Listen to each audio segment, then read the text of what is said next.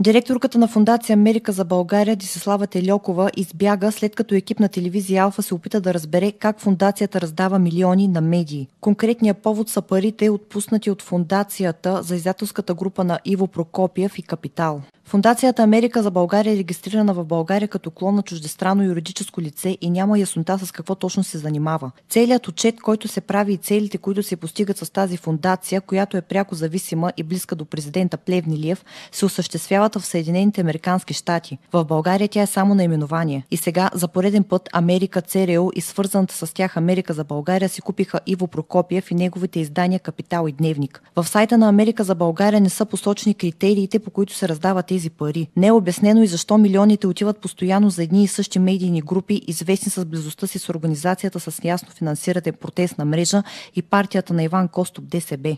Екипът на телевизия Алфа потърси отговори на въпросите: какви са условията за кандидатстване, критериите, по които се дават грантове на медиите и защо такава голяма сума е дадена само на Капитал и Медиапул. Вижте как реагира директорката на фондацията Десислава Тельокова. Не коментираме други проекти, не коментираме проекти на други кандидати. В момента сме тук за откриване на този проект. Благодаря ви. Добре, когато сме искали да говорим с вас, вие не сте била на работното си място, така че това е перфектен повод, за да мога да задам аз моите въпроси.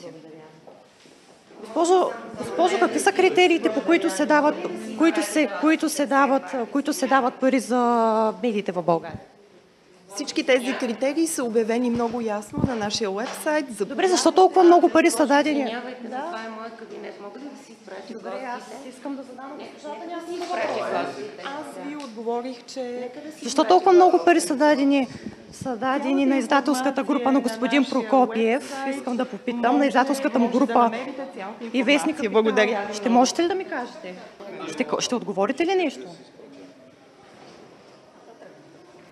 Госпожо, ще отговорите ли нещо? Тези пари не са ли много за такъв сайт? Американски интереси ли обслужвате, госпожо? До тук с лозунгите за честните и независими журналисти, за обективните медии, независими по принцип, но зависими от САЩ. До тук и с клетвите, че Капитал, Прокопиев и протестна мрежа не са взаимосвързани и нямат общ спонсор. Изниква истината, че Америка си има частни медии в България, чрез които се пропагандират американски наставления и манипулации.